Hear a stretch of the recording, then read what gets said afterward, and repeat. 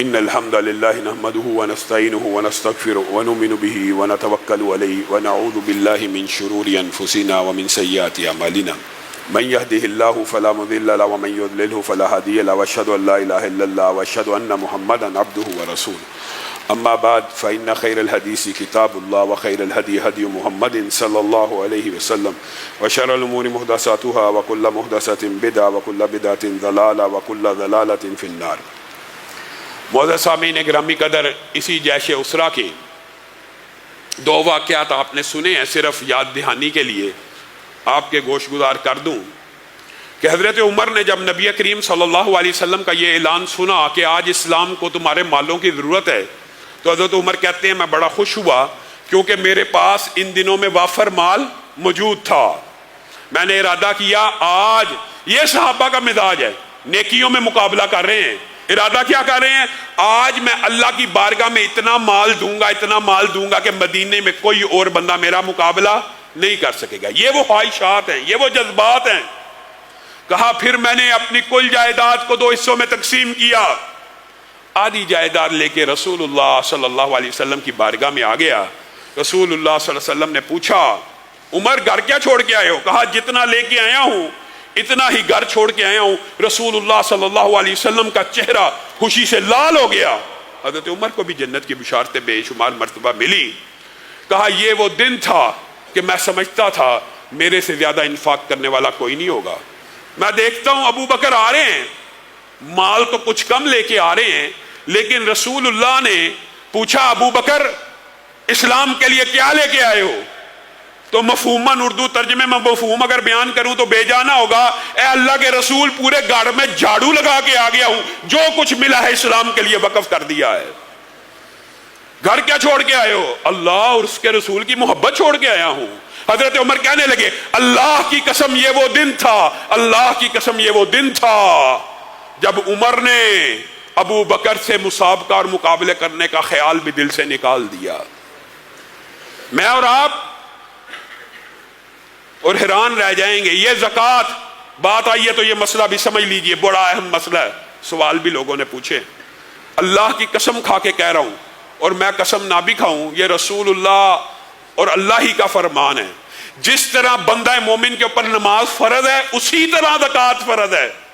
جس طرح بے نمازی بندہ پکا مسلمان نہیں، اسی طرح زکوٰۃ نہ دینے والا بھی بندہ مسلمان نہیں۔ جس طرح نماز نہ پڑھنے سے بندہ اسلام سے خارج ہو جاتا ہے، اسی طرح زکوٰۃ نہ دینے سے بھی بندہ اسلام سے خارج ہو جاتا ہے۔ نماز تو پڑھتے ہیں، زکوٰۃ دیتے ہی نہیں۔ حضرت ابو بکر نے فتویٰ دیا تھا اور صحابہ کا اس فتوے کے اوپر اجماع ہوا، قرآن اور سنت کے مطابق تھا۔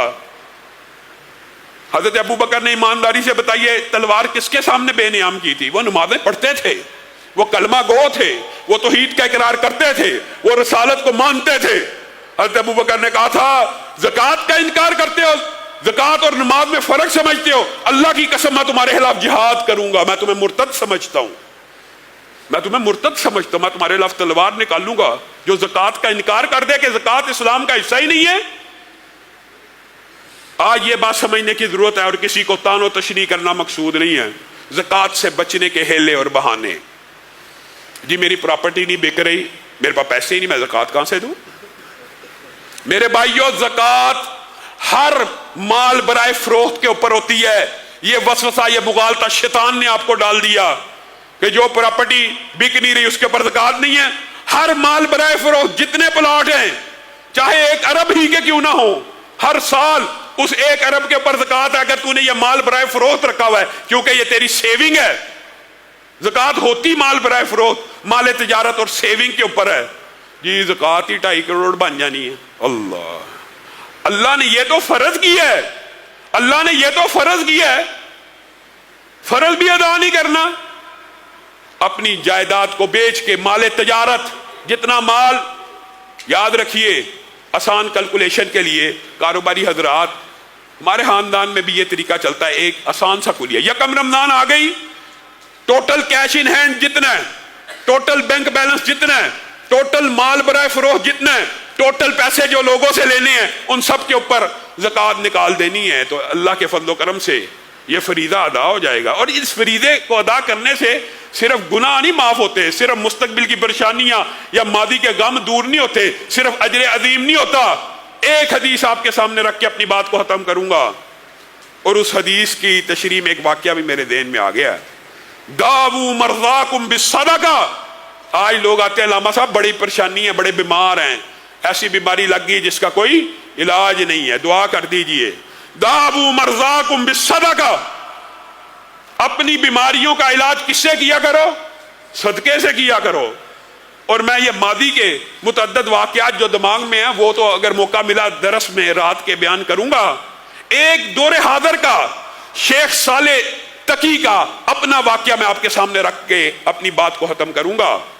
شیخ صالح تقی کہتے ہیں میرے بیٹے کو بچپن میں، اب تو ان کا بیٹا الحمدللہ عالم اسلام کا ایک بڑا عالم دین بن چکا ہے، وہی بچہ جب چھوٹی عمر کا تھا ایک موذی بیماری کا شکار ہو گیا جو لا علاج تھی۔ ڈاکٹروں نے انکار کر دیا کہ اس بیماری کا علاج دنیا میں موجود نہیں ہے۔